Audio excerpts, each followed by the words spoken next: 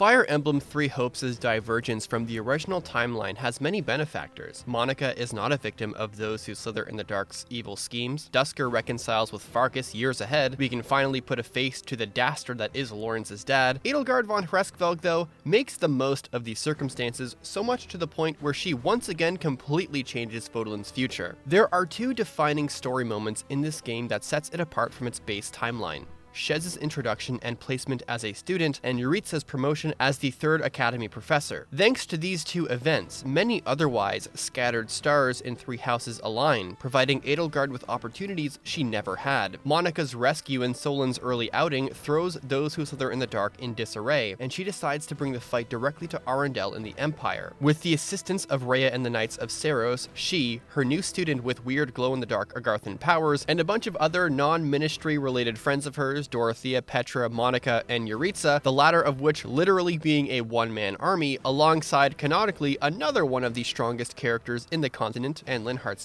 they storm Enbarr Palace, arrest Duke Aiur, and force Tallis out of the Empire. Through her ambition, resourcefulness, and willingness to risk it all, the path she forged in Scarlet Blaze warrants its own breakdown for how impressive it really is. This video's argument is simple. Edelgard is a freaking genius in Three Hopes, or at the very least, Edelgard's new plan to rise against Duke Aiur, become the Emperor of Adrestia, and declare war on the Church of Seiros is logistically doable, realistic, and within her established character in Three Houses, and the execution of her plan, while seemingly laden with plot conveniences to make it work, only seem that way. In fact, I argue that the execution of her very well thought out gambit is excellently done.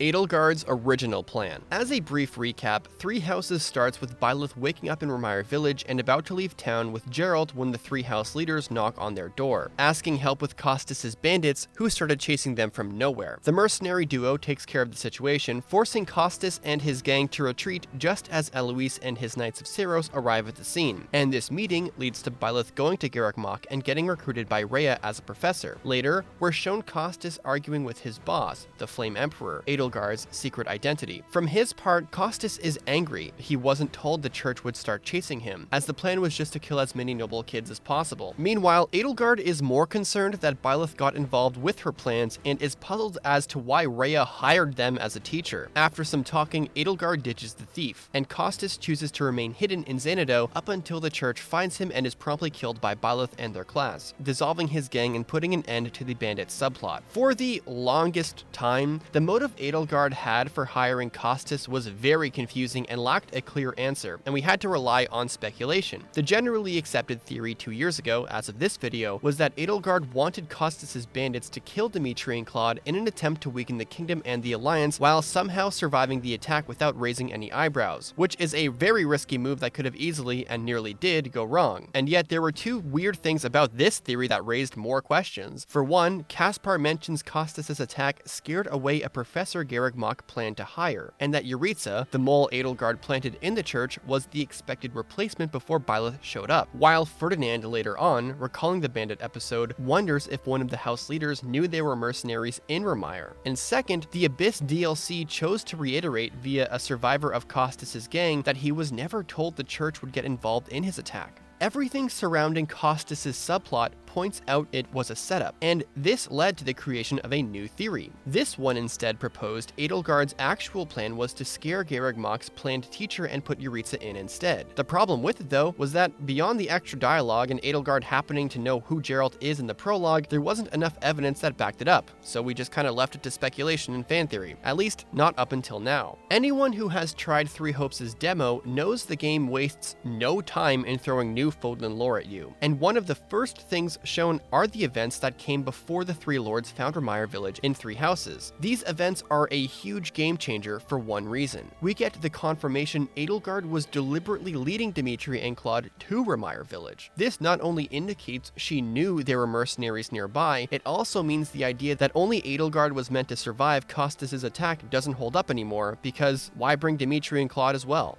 And just when you think that's it, the events of Three Hopes show that, without Byleth getting involved in Edelgard's plan, Garreg-Mach's third professor becomes none other than Jeritza. So in short, Edelgard more or less set up Costas' attack so she could get Jeritza to replace the teacher the church wanted to hire, and her sea support with Jeritza in Three Hopes confirms that she had many plans for him under his new role before things took a drastic turn. Shez's arrival. Shez's loss to Byleth and the awakening of Arval during the clash between the Burling and Geralt mercenaries lies at the center of the events of Three Houses not happening. Because Shez survived, they spend the next 6 months honing their skill and nearly dying 20 times over. This journey brings them to the Barbarous Woods, west of Vermeer village. Waking up in a bundle of leaves after taking a wrong turn, Shez finds themselves lost trying to find it. Not long thereafter, the royal trio crosses paths with them, being pursued by bandits while trying to find the village themselves. As mentioned previously, heading to Vermeer and being chased by brigands was Edelgard's idea, but with Shez on their side, the trio decides to stop running and give Costas and the bandits what for. They win, and this time Costas is killed. Still in the Barbarous Woods, Edelgard goes back to camp with Alois, Dimitri, Claude, and Shez, never having gone to Vermeer to begin with, never meeting Geralt and Byleth, and consequently never having to deal with Rhea hiring the Eisners. While not exactly having gone Edelgard's way either, her plan nonetheless was successful. Upon the success of this plan, she immediately plans her next gambit, rescuing Monica. Edelgard makes a note that this is a perfect and only opportunity to save her. The Iron King thieves are retreating back to the fortress where Monica is being held. Jeritza, being the professor, gives leverage for Edelgard, so their pursuit to that fortress can be masked as an academy-led mission, which gives her and Hubert plausible deniability for foiling one of Talis' schemes. In Three Houses, it's all but stated that plausible deniability has always been the name of the game for Edelgard when it comes to intercepting the schemes of Arundel. Because of the incredibly close proximity that Edelgard as an Academy student and the Slitherer members actively harming Academy members and innocent people affiliated with Garreg-Mach, like the Death Knight kidnapping Flane, Krona experimenting on Academy students, Solon doing blood experiments in Vermeer village, and more, have Edelgard and Talis both know that she will engage with his slithery underlings so she can maintain the image of an Academy student. In Three Hopes, Hubert warns Edelgard of the consequences of actively scheming and openly being hostile against Talis R. He questions her if this opportunity to betray Talis is not outweighed by the plan going awry, in that if her uncle does somehow find out that this was a completely orchestrated plan by Edelgard herself, she could face severe consequences. This is also the first time we see them contemplate their own schemes against her uncle, rather than just interfering with his schemes by proxy of being an Academy student on missions assigned by the church in Part 1. In other words, in the Academy phase, Three Houses sees Edelgard and Hubert being reactive, but in this instance in Three Hopes, they are being proactive. But hold on, couldn't we run with plausible deniability for Edelgard even if Byleth is the professor? Technically yes, but mainly no. If Byleth becomes the professor and the Flame Emperor tells Costas to retreat to the northern fortress bordering Roe territory and the Knights of Seiros intercept them, they still escape thanks to the mysterious mages casting rescue, meaning the trail immediately runs cold and Monica still dies. If, say, the Black Eagles accompany Byleth on this mission, they're still out of luck. Given it's implied Edelgard and Hubert know where the fortress is, they then somehow need to come up with an excuse as to how they happen to know why they have this information on hand and lose any plausible deniability they have against Arundel. Not to mention the fact that Edelgard nor Hubert are in Azurgleam and Golden Wildfire make this also impossible. With Jeritza at the helm though, even when the bandits get rescued and the trail runs cold, Jeritza is able to trace the scent of their blood, which I would scoff at as a plot convenience if it weren't for the fact that he could also smell blood in Three Houses anyway. Either that or he knew where the fortress was and used this as an excuse to run off. And given that in the battle he literally tells the students to search the basement, I'm pretty sure all three knew the location of the fortress and knew that Monica was being held here. He trots off, and before any house is even able to catch up, bandits are already dead and their fortress is in sight. Byleth couldn't do this, but Jeritza can. The ensuing chapter sees Monica being rescued from captivity in the basement of the fortress, Krona being defeated and escaping, and the allies killing a demonic beast. Upon her rescue, she point-blank tells Shez, Jeritza, and the house chosen that Tomas kidnapped her on her way back from Ox territory nearing graduation last year. For context for those wondering why Monica was kidnapped and how, despite going missing for months before the start of the game, she's still alive, allow me to explain what the Slitherers wanted with Monica to begin with. Monica was taken upon her graduation from the academy in 1179. A full year of school is 12 months, from Great Tree Moon, April, to that month of next year, whereupon that class graduates. Her profile says she was kidnapped within the same year, because otherwise it would say that she went missing in 1180. This means Monica was likely kidnapped around Ethereal, December, Moon in 1179, the closest it could have happened before the new year. Given that Shez is not admitted as a student until midway through Great Tree Moon, and 2 more weeks pass until Monica is rescued, likely falling between the end of Great Tree Moon and the beginning of Harpstring Moon, which is May. This is all to say that Monica has gone missing for more or less 4 months.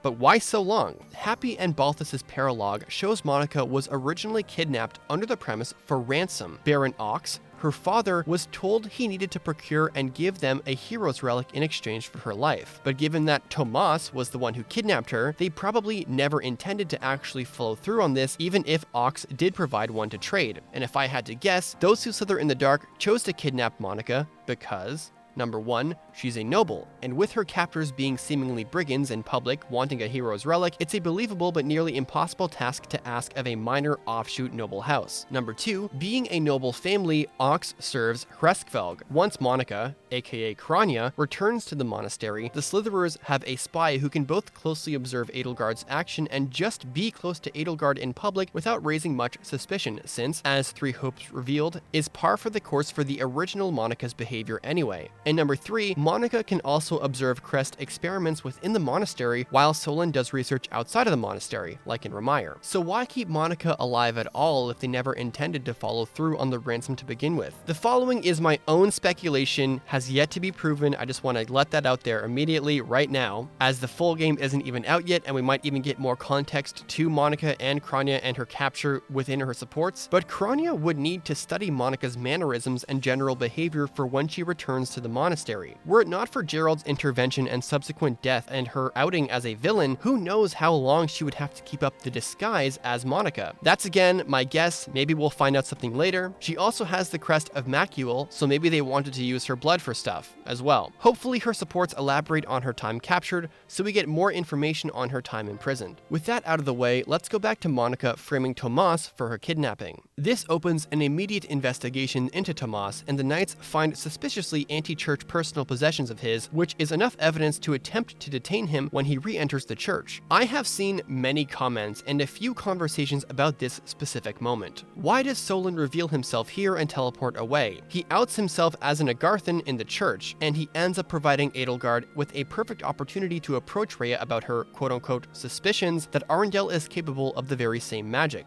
I'm going to go on a bit of a tangent here, but to be honest, while it does conveniently set up the next chapter and we don't actually know if he could teleport away as Tomas instead, I don't find that the most irreconcilable part of this plot point. In fact, my biggest issue with Three Hopes' story so far is how disappointingly silly Solon is before the game even starts. This doesn't have to do with Edelgard's plan directly, but it has been on my mind for a while. I'm just going to rant about this very briefly, and then I'm going to digress back to the topic. The only major hang-up I have with the story, which isn't exclusive to any route, is that Solon kidnapped Monica as Tomas. I find this, again, not very smart, and not really good for his character whatsoever. First of all, Ox territory is pretty far west from the church, so I have to ask why Tomas would do this himself to begin with. It's not like Cleobulus, Mycen, Bias, Odess, or even Krania couldn't do this instead. Second, there is legitimately no point for Solon to be disguised as Tomas when he kidnaps her. All this accomplishes is that Monica knows who kidnapped her, which does not work on Solon or Talus's benefit whatsoever, and completely compromises all control the Agarthans have if Monica somehow did get rescued. I've been told that Solon would do this for 2 potential reasons.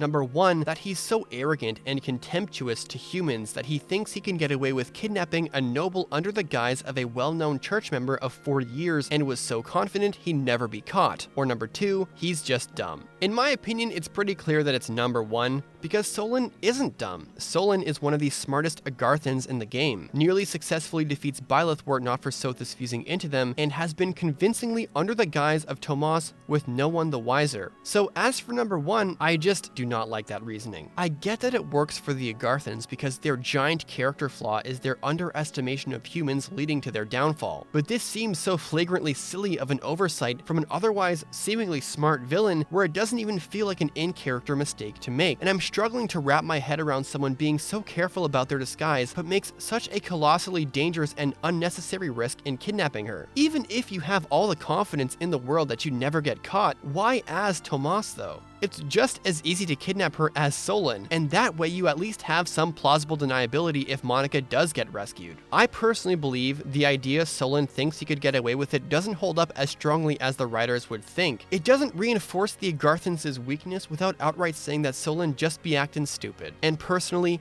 the alternative of thinking Solon was never that smart to begin with due to these events is just, hopefully they end up being smarter in part 2. But I mean, credit to Edelgard for capitalizing on the mistakes the agarthans are making. In any case, this video is about the logistics of Edelgard's actions, so let's get back to that. The church's investigation and Solon being exposed makes Edelgard realize she can actually take back her empire sooner than even Hubert anticipated. She tells Rhea that they are suspicious that Arundel has the same MO as Solon. While Rhea and Sedith are understandably skeptical, Hubert assures them that their sources on Arundel are legit since they come from Vestra, the house with the spies in the continent. If you've played Scarlet Blaze after completing the demo, you might have thought something along the lines of, this happens way too fast, this relies on plot convenience, this plan is actually impossible, this scheme reads like fanfiction, and so on, then this section will prove otherwise, or at least I hope it will. Does this whole story happen too fast? Due to Shez's involvement, Edelgard's coup happens literally 10 months earlier, sneak in the side entrance of Castle Enbarr, and just accomplish something that felt unimaginable in Three Houses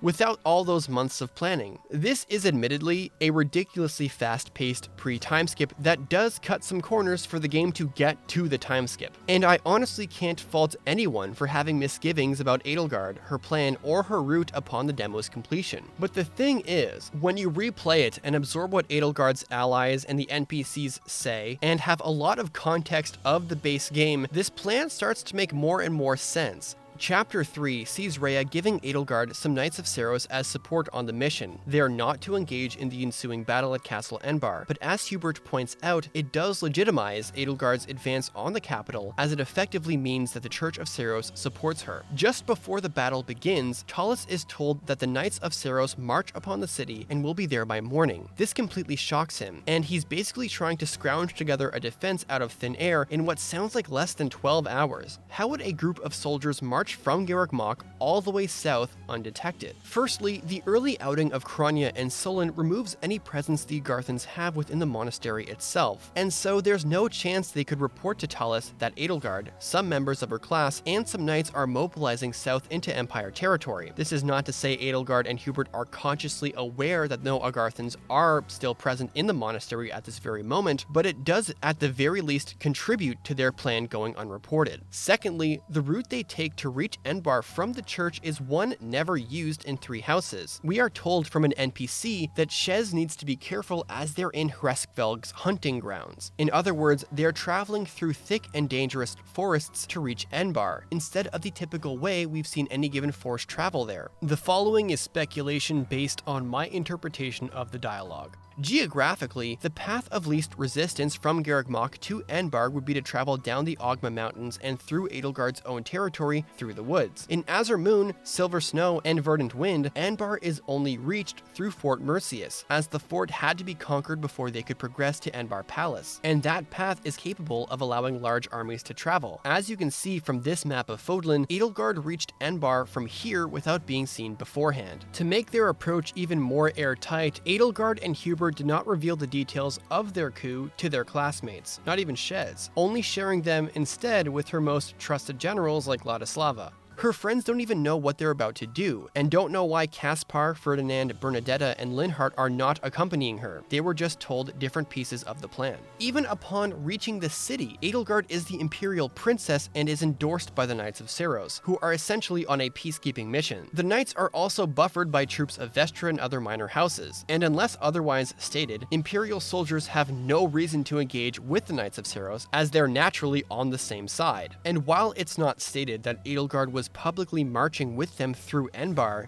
if she did, that lends even more of a likelihood that the Empire's soldiers would not cause a stir. And then they reach the castle itself, where they enter it through the side gate. It is here that Edelgard explains her plans to her allies. They are going to out Duke Eyre and Lord Arundel. When Dorothea rightfully points out how they're going to take back the castle with just them, Hubert explains that number 1, soldiers ought to get cold feet when they realize they're facing the legitimate heir to the Empire, and number 2, they've secured the cooperation of several nobles inside the castle. He of course means Leopold Bergles, the Minister of Military Affairs, and quite literally one of the strongest warriors in the world, and Valdemar Hevering, who essentially budgets the Empire, is close friends with Leopold, is unwilling to split the Empire up militarily and financially, and has similar misgivings to Duke Eyre and Lord Arundel. In other words, Hubert has confirmation that both ministers will help them when Edelgard gives them the signal to turn coat. Without their assistance, this plan is nearly impossible, to the point where it's likely they wouldn't even bother with the plan to begin with. While Edelgard does not have troop advantage against the Empire, instead all of her tactics have to do with surprising her enemy when their guards are down, not allowing leaks of information for their plan, sneaking up to Enbarr, entering from the side, using her own influence as a deterrent from being overwhelmed by Empire soldiers, and most importantly, gaining yet another canonically ridiculously powerful asset to betray them when their pants are already down. This is how she wins the day. To those skeptical as to how a bunch of teenagers who just started in the academy could possibly pull this off and take on the Empire soldiers regardless, I understand the grievance. But Jeritza aside, the only one who kind of doesn't fit here is Dorothea. Petra is the princess of a country where hunting is a requirement, Monica wields a sacred weapon, Hubert is no stranger to violence and murder, Shez is a hired sword with pretty ridiculous agarthan god powers, and Edelgard herself is a dual crest-holding warrior princess. They're all mostly prodigious fighters. I also understand where one's coming from with the criticism that it's unrealistic that Empire soldiers would all be tier 2 classes with iron weapons between level 3 and level 8 depending on the difficulty. But I can't really get too distracted by this because that's purely a gameplay necessity. Three Houses' Empire soldiers were endgame units, so I can understand the hang-up. But at the same time, would Jeritza and Leopold really be this underleveled? Is an Iron Tome really the best weapon Valdemar has? Obviously not, but it goes both ways. We would also have to apply this standard to Azure Gleam and Golden Wildfire, which I really don't think is necessary. This used to be a hang-up of mine, so I wanted to bring it up here because I'm sure there's someone who feels a little bit similar. Leopold's relevance to Edelgard's coup was already mentioned above, but to reiterate, they have been negotiating for months before the start of the game. As Claude mentions in Three Houses, she's been preparing for this coup for a while. It goes without saying that Bergles had always intended to side with Edelgard no matter what, and even despite the sudden change of plans on Edelgard's part to move the coup by a whopping 10 months or so, he and Valdemar put their trust in her. The bottom line is, they're friends with Edelgard, and really do not like Eyre or Arundel. The timing for the pieces to fall into place is very tight, but Hubert gets it done. In the battle, Edelgard faces Duke Eyre held up in the throne room with his soldiers, and he immediately tries to escape.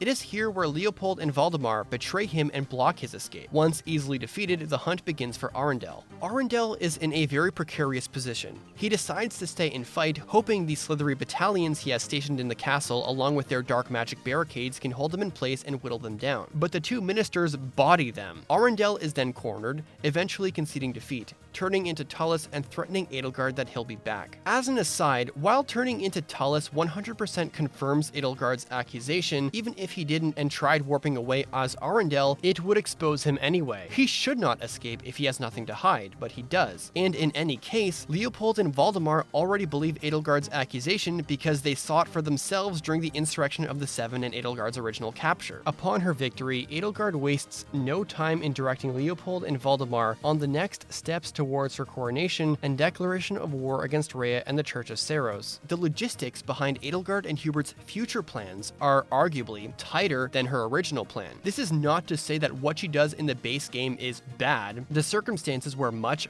different and much less favorable for Edelgard, starting with Byleth. The ministers start talking logistics about Edelgard's advanced plan to go to war against Rhea, confirming that he has 2 years to prepare for a 5-year war. This actually gives Leopold more time than in the original timeline to prepare for a war against the Church. In Crimson Flower's original timeline, Edelgard's coup occurs within moments before her coronation. Then she waits about 2 more weeks within that month to betray the Church of Seiros and then declares war against them. In all other routes, her coup, coronation, and war declaration happen in succession. In either route, this only gives Leopold less than a year and however long they were negotiating for prior to the game's events to prepare. This time, however, because of the early coup and plans to declare war in 2 years, Leopold has much more time and much less oversight by virtue of not having to run things by Duke Eyre. In collaboration with Hubert's strategic resources and Valdemar's budgetary expertise, Leopold has, as Edelgard states, more latitude to do things as he sees fit. All the while, Edelgard's new plan to revive the Southern Church after over a century of being dismantled is announced to Gregoire von Varley. Count Varley's official title was Minister of Religious Affairs, but because he had no major church to oversee due to its dismantling by another emperor, his role transitioned to judicial affairs instead. And as the newly christened bishop of the Southern Church, Edelgard now has an imperial mouthpiece who, all the while bolstering faith within her new empire, can promote her new reforms and likely to promote a more nuanced and liberal religious doctrine than what Rhea and the Central Church imposes. And last but not least, because the Southern Church had been successfully eroding the Central Church's relevance over the last 2 years through these reforms, and the people have been benefiting greatly from Edelgard's progress, her declaration of war speech against the Church is even more legitimized, as her people have seen what she is capable of as a ruler and as a spiritual leader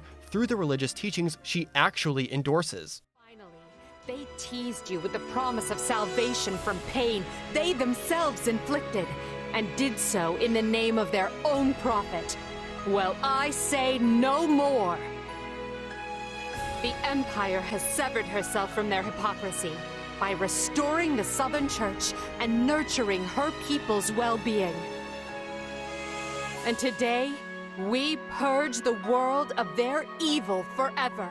Within just over 2 years in total, Edelgard roots the corruption from within the Empire, peacefully converts Rhea's believers to a more independent movement which her people flourish under, and gives virtually every resource to Leopold to prepare for a long and difficult war. Finally, I want to briefly argue against the notion that all that Edelgard has done in Scarlet Blaze goes against her established character in Three Houses. This opinion can understandably arise given how many parts are moving at blistering speed in the prologue to Chapter 4, but I'd argue that all of her actions thus far are consistent with who Edelgard is. She is a young woman who is willing to do whatever it takes and risk it all, her own body be damned, to accomplish her goals. Crimson Flower's most consistent theme was about how much conviction she held within her beliefs and how determined she was, despite losing those she held dear, to never stop fighting until she accomplished her goal. Edelgard has revolutionary goals she believes can only be achieved by declaring war on the status quo for the last 1,000 years. She doesn't believe in impossible goals. Even when Hubert in Three Hopes tells her that her new plan is ill-advised, she knows she's right. It's only ill-advised to Hubert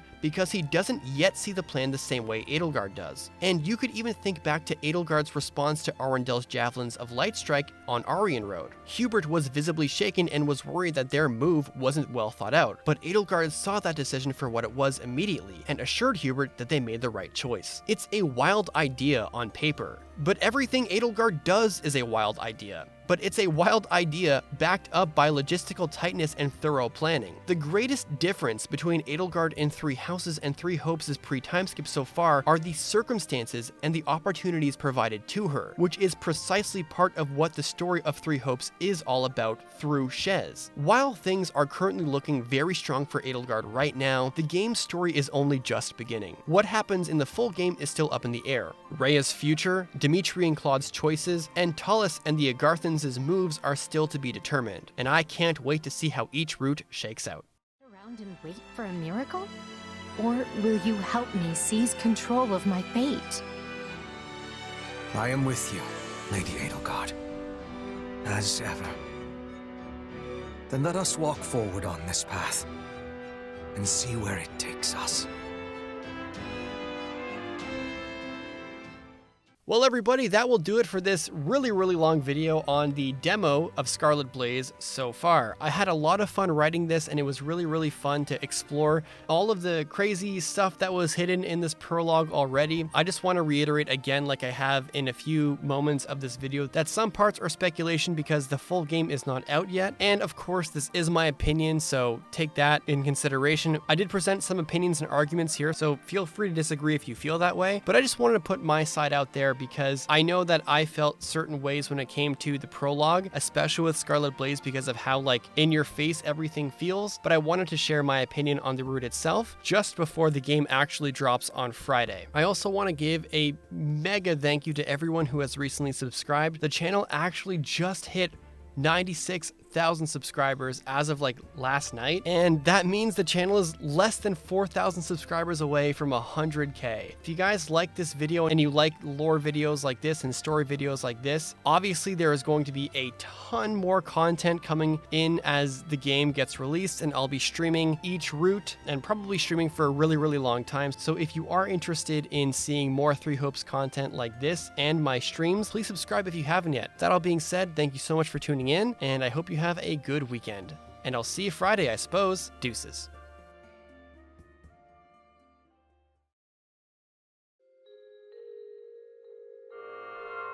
You